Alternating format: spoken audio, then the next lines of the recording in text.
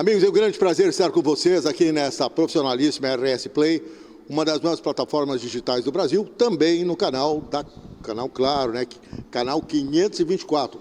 Facílimo achá-la ali no dial da TV, né? Porque existem os canais a cabo também, TV a cabo, e eu estou no canal 524. E também, se vocês quiserem RS YouTube, RS Play YouTube, vocês têm semanalmente os programas e o meu programa está lá, acesso semanal, diário, quando vocês quiserem, ok?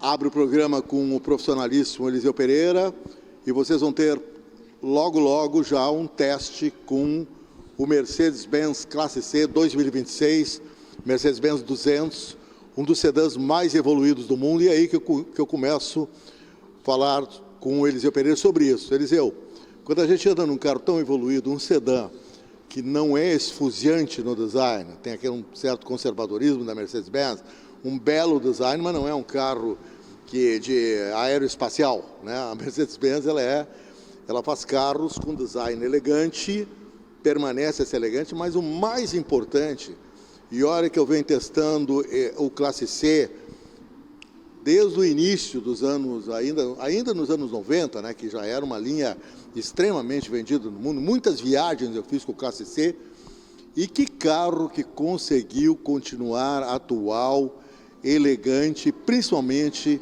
evoluído tecnologicamente no passar dos anos, né?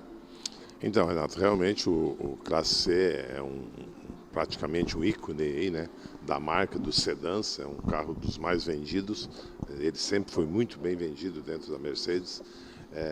Hoje temos o C200 e o C300 que vem para o Brasil, e o carro realmente tem um espaço interno muito bom, uma motorização muito boa, uma tecnologia fantástica, parte ali toda de multimídia, MBUX, né, que realmente o carro te entrega muito, né.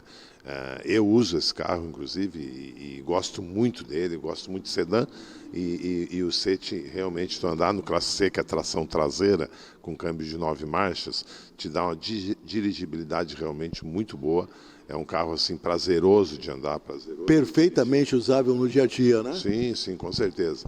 E também para viagem, né, tu tem um excelente porta-malas, o banco também deita, o banco de trás, então se tu quiser estender o porta-malas, tu estende.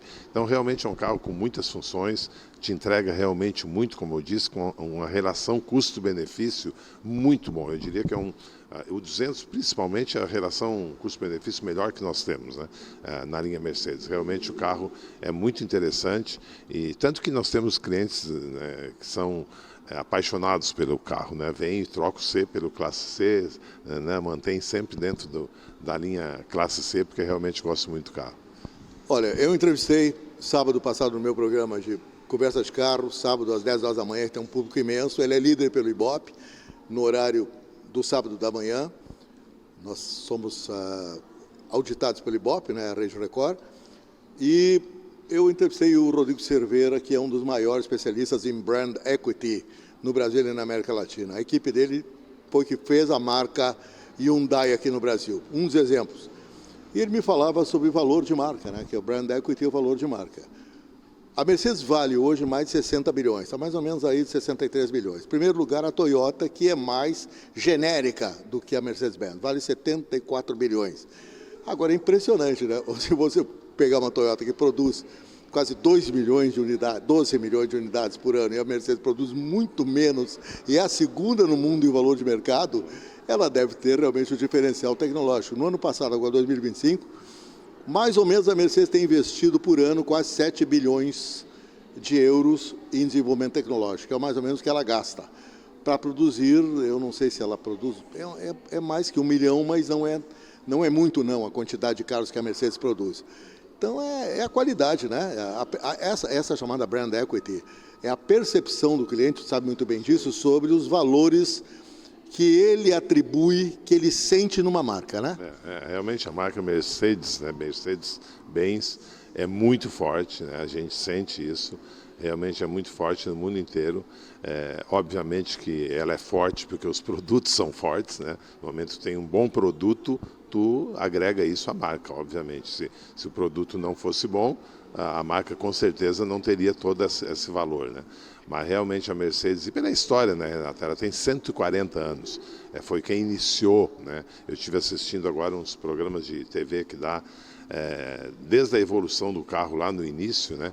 E os caras montando, criando aí o engenheiro lá descobriu um radiador, descobriu como fazer um radiador para o arrefecimento do motor e tudo mais. Então, tipo assim, desde o início eles começaram, né? Então é uma história muito bacana que tu vê em muitas marcas hoje no mundo e aqui no Brasil que não tem esse histórico, né? Copiaram, né? Pegaram as coisas prontas hoje e estão produzindo. E a Mercedes não, ela tem todo um histórico muito grande em cima disso e isso valoriza muito, né? São aqueles dentro dos tripés, inclusive, do luxo, uma delas é a tradição, é a história, né? Tu tem que ter história para ser luxo. Heritage, né? História, né? Mas história não basta. Muitas marcas de história entraram pelo cano, né? Não, então, eu estou dizendo que é um dos pilares, né? Para ser luxo é a história. E a nossa marca realmente tem uma história fantástica. A gente trabalha, eu estou aqui já há muitos anos, e a gente está sempre vendo e lendo, e quando tu vê algum filme, alguma coisa com a história da Mercedes, tu te assim, impressiona, né? Como é que foi feito tudo, e isso é muito bacana, né? E isso aí, obviamente, que soma lá no final, junto com a marca, junto com o produto, né? Junto com a satisfação do cliente. Então, são essas coisas que juntas aí realmente tem um final muito bom, um final muito feliz, que tem esses produtos, né? Tipo esse carro aqui, um SL63, S63, como todos os outros carros que nós temos aqui no showroom entregando para os nossos clientes. Depois um jornalista especializado, já tem um longo currículo também, já testou. Eu já passei há muito tempo dos 1000 carros testados desde 85, né? Você está comigo desde 87. É muito tempo, my friend. Eu pensei que você ia dizer assim, infelizmente, mas você se conteve, eu fico feliz. Aí eu sento num carro para fazer um teste despretensioso. Os pretensiosos eu já fiz com longas utilizações do carro. E, de repente, o deslumbramento ressurge nos primeiros quilômetros, né? Mas é assim, né? Eu brinco... Como você falou que usa também o teu KC, e agrada demais ao teu uso, que é um cara profundo conhecedor da marca, né? Então, eu digo sempre, né, que o Mercedes é diferente, né? Realmente o carro é diferente dos outros que você anda, né? Você olha o acabamento, nós temos aqui a multimarcas hoje que a gente tem aqui do lado, ontem eu estava vendo um concorrente direto do Classe C ali, não vou nem dizer a marca, mas que é 26 também, né? 26, e eu estava com um cliente, ele olhou o acabamento interno, todo o design do interior do carro desse de outra marca, e aí olhou o C, disse, nem vou lá olhar, realmente eu quero ser. Então, assim, a diferença é muito grande, né? Da parte de luxo, de acabamento, de equipamento, tudo. Então, assim, o carro realmente, ele, como eu disse antes, ele entrega muito. É um carro muito bacana, muito gostoso de usar, né? Então, quem compra o Classe C, com certeza vai estar muito feliz, vai estar muito satisfeito com o produto. Eu adoro o Classe C, sempre gostei do Classe C. Não é arrogante, não é um carro, cheguei... Não, ele é consistente na sua base tecnológica e principalmente na sua performance. E é um carro muito veloz, né? Porque mesmo o 200 ultrapassa fácil 200 por hora, e você vê que esse motor elétrico de 48 volts, ele nos modelos ele acrescenta 12 HPs, nos outros modelos ele acrescenta 22 HPs. Se não me engano, no Classe C é 22 HPs, porque ele fica muito porrada ali numa faixa média de giros, né? Ele é forte, realmente é forte. Como eu disse antes, né? Apesar de ser o C200, que o que você andou é o 200, ele entrega realmente muito. Ele tem um motor forte e com esse elétrico junto, e o câmbio de 9 marchas também, que dá uma rapidez de troca de marcha. Isso tudo é um conjunto, né, que realmente dá uma resposta muito boa. E o carro, mesmo tu usando um C200 e o C300, se tu for comparar, no C200 praticamente não te falta nada, realmente. Não, nada. Muito bom. Com certeza. E agora, então, agradecendo a presença sempre muito honrosa de Eliseu Pereira, nós vamos, então, dar uma volta com vocês aí no Classe C 2026 C200. O entrada da linha C, mas com uma tecnologia muito diferenciada, como vocês vão ver agora comigo, rodando aí por Porto Alegre. Vamos lá? Amigos, e nós prosseguimos com a linha Mercedes-Benz, que continua sendo uma das marcas mais valorizadas do mundo. A Mercedes-Benz vale mais de 60 bilhões de dólares. Esse é só o valor da marca, né? O valor da marca, tem um termo em inglês que define esse valor da marca, que é o Brand Equity, que significa o que é uma marca, né? Qual é a valorização de uma marca? A valorização da marca, principalmente, a sua atualidade tecnológica, a sua evolução tecnológica, e os seus investimentos em tecnologia durante um ano, gradativos, né? Um período de anos, por exemplo, que a Mercedes-Benz, ela evolui constantemente seus produtos, muitas vezes evolui mais na tecnologia até do que na forma. A Mercedes-Benz não é de saltos espaciais em relação ao seu design, porque isso não é uma coisa comum na indústria automobilística alemã, e muito menos uma marca tradicional como a Mercedes-Benz, mas ela tem um valor tremendo de marca. Ela é a segunda marca mais valorizada do mundo, valendo 60 bilhões. Em primeiro lugar está a Toyota, que vale em torno de 74 bilhões. A Toyota não é nenhuma marca luxuosa, ela é uma marca luxuosa na tecnologia, ela tem uma credibilidade enorme no mundo em relação à qualidade dos seus veículos, né? Olha só qual é o carro mais vendido no mundo até hoje, é o Toyota Corolla, né? Que é realmente um carro excelente, mas um carro de ampla acessibilidade, até nos mercados primeiro-mundistas de maior acessibilidade, que é um carro de preço bem acessível, né? No Brasil ele tem uma conotação um pouco mais luxuosa. Quanto à Mercedes-Benz, ela continua como uma marca luxuosa, ela aposta no luxo. E agora nós vamos então, nesse bloco, nós temos muitos testes no programa, falarmos sobre esse que eu vou dar uma volta com vocês. Não entendo como um teste aprofundado, porque esse aprofundamento eu tive durante anos com a Mercedes-Benz. Eu perdi a conta do número de carros da Mercedes que eu andei aí desde que eu estou no automobilismo no jornalismo automotivo. Eu iniciei em 1985, no jornalismo eu iniciei em 77.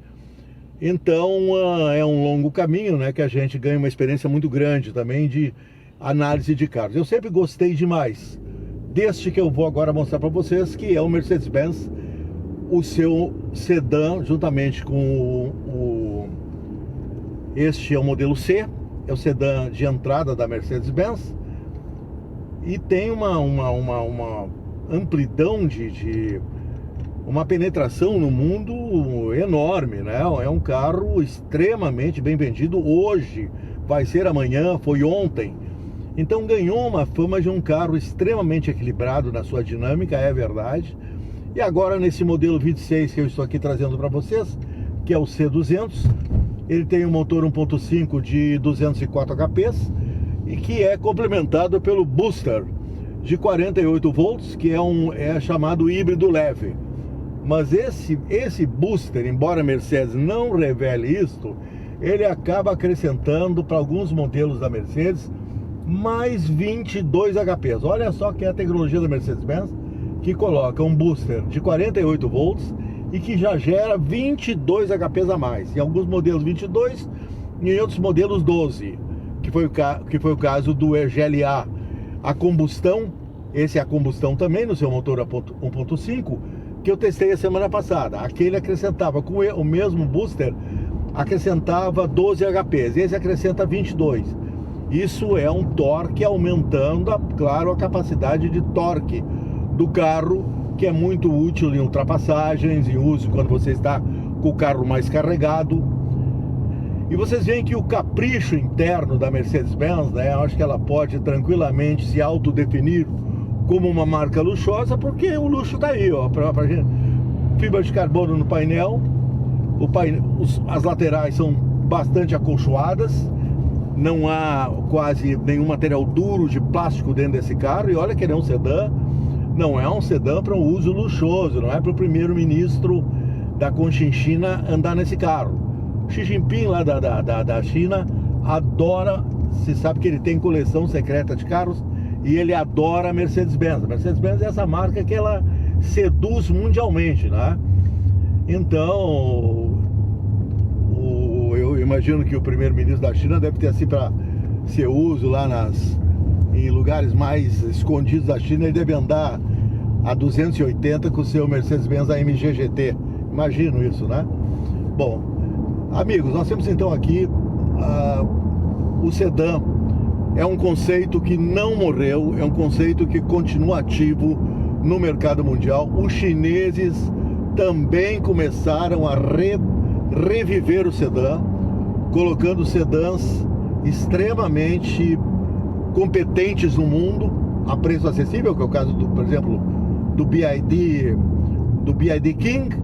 A BYD, inclusive, tem 2 sedãs extremamente porrada, né? O King é mais familhão, mas tem aquele Seal que é um infernal, com aqueles 531 HPs de potência. Evidentemente, inspirados os chineses pela linha de sedãs AMG da Mercedes-Benz. A Mercedes-Benz continua sendo um mito lá na China, né? As montadoras chinesas que produzem carros de maior qualidade, como é o caso de uma BYD, de uma GWM, de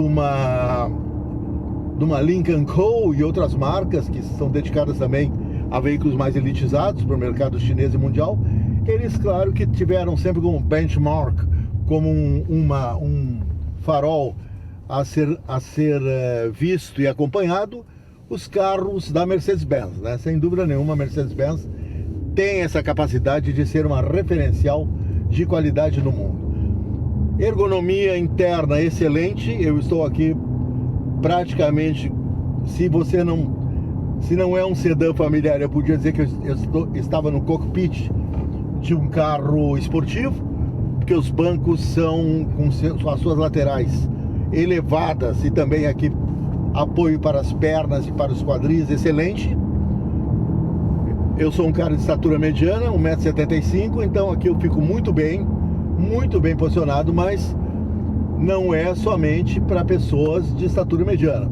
Cabe gente muito grande aqui, cabe gente pequena, porque existem regulagens milimétricas dos bancos com ajustes elétricos, com memória, e também esse volante que se aproxima e se afasta, e tem uma regulagem de altura, de altura, baixo, coloca numa posição mais esportiva. A minha posição esportiva é com o volante mais alto, né?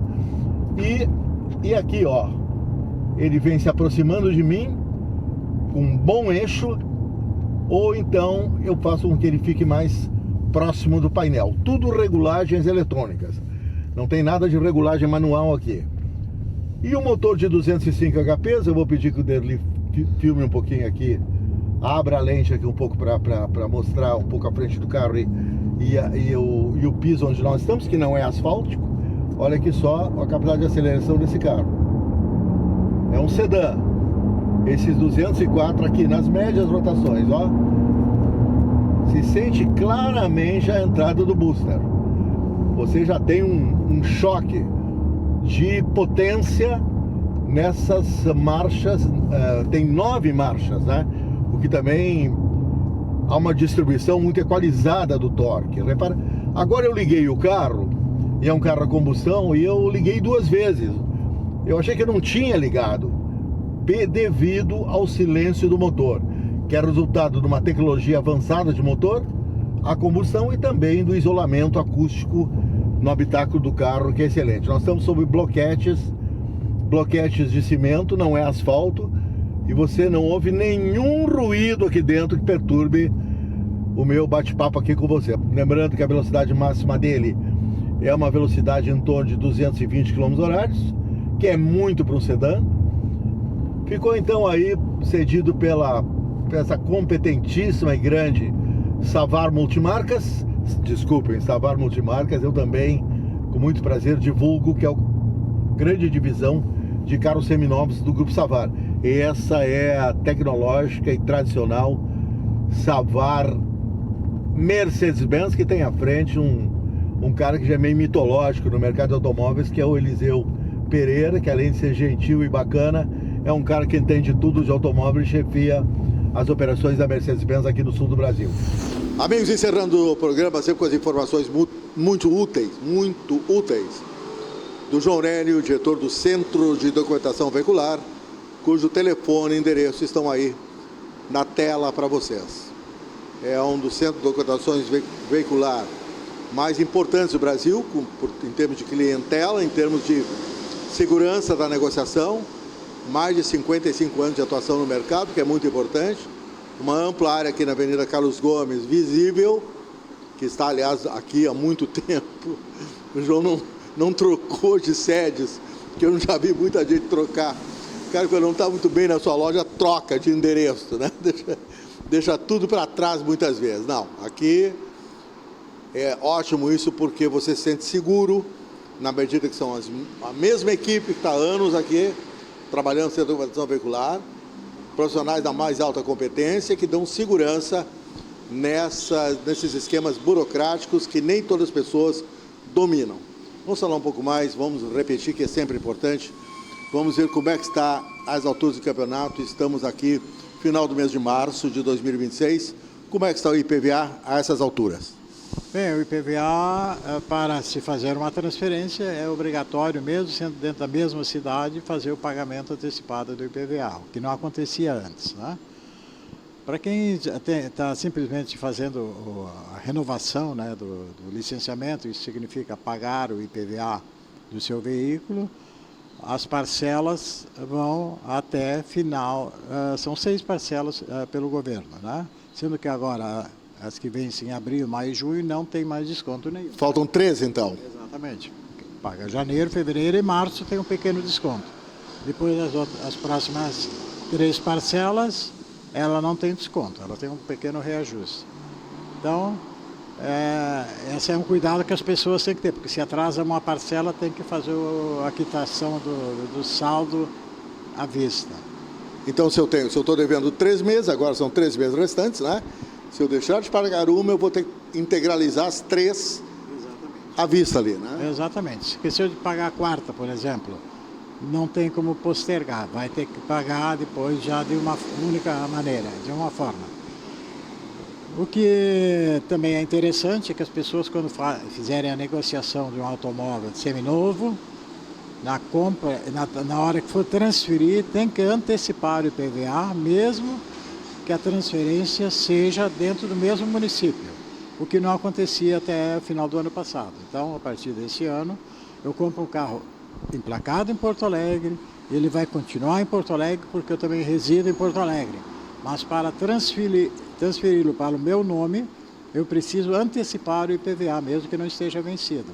Então, para eu conseguir concretizar a transferência para o meu nome, eu tenho que antecipar o IPVA, alertando as pessoas que são 30 dias a partir da documentação da venda feita para fazer a transferência sem multa, né? Então, são detalhes que muitas pessoas não têm conhecimento ou não se dão conta, e por isso nós sempre alertamos os pequenos detalhes que muitas vezes aumentam o custo, né? Geram ou multa ou geram o reajuste do imposto. Então, são cuidados que a gente sempre procura passar para as pessoas que nos assistem, para que quando fizerem um bom negócio também, como verificar a situação do veículo, se comprar de particular para particular, ou mesmo que seja numa loja, mas se quiser ter mais segurança, pode anotar o número da placa, nós consultamos tudo direitinho para ver se está tudo em dia,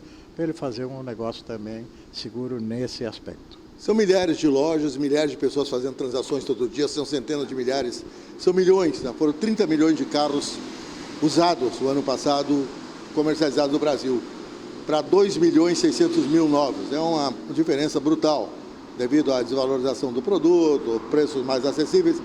E aí eu te pergunto, esse que está me vendendo um carro, eu posso comprar um carro, de repente, com IPVA atrasado, desse proprietário que está me vendendo, ou dessa loja que está me vendendo? Eu posso, porque eu também não estou muito bem de grana, eu penso que aquele imposto vai me pesar. Ou isso é ilegal? Não, comprar um carro com imposto vencido não é ilegal, né? A negociação, ela tem que, na negociação já tem que constar, outros devem estar preparados e sabedor de que não é só um ano de IPVA que está atrasado, que se não é aquele ano que tu vai transferir que tem outros atrasados, tem que regularizar tudo. Então, se a negociação é feita baseada justamente nesse débito e nessa despesa que tu vai ter além da tua programação, tem que ser tudo negociado com o vendedor. Mas para regularizar, transferir o carro para o teu nome, tu tem que pagar o atual e o atrasado que tiver. Então, tanto multa como IPVA. Então, são detalhes que são importantes para as pessoas muitas vezes não observam ou não se dão conta de que não ter o cuidado, né? Ou então uma orientação para quem é leigo no assunto, pode depois ter uma conta para pagar que não estava no esquema, né? Essa conta vai pintar, né? Essa conta vai aparecer, né? Exatamente, porque não tem como regularizar tendo dívida. João Aurélio, sempre com a sua classe, sempre com a sua honestidade profissional, sempre dando dicas bastante certeiras a vocês. Cuidado com esses atrasos, hein? IPVA, então, é aquele famoso imposto que deixa você parado no meio do caminho, como dizia o nosso Roberto Carlos lá em 1932, quando ele iniciou sua carreira, né? Essa foi uma música, Sentado à Beira do Caminho. É verdade, é muito chato ter o carro apreendido numa viagem com família dentro por questão de um tributo não pago. Prazer de ter o João Aurélio, prazer de ter vocês comigo semanalmente. Temos um novo encontro aqui na RS Play na próxima semana.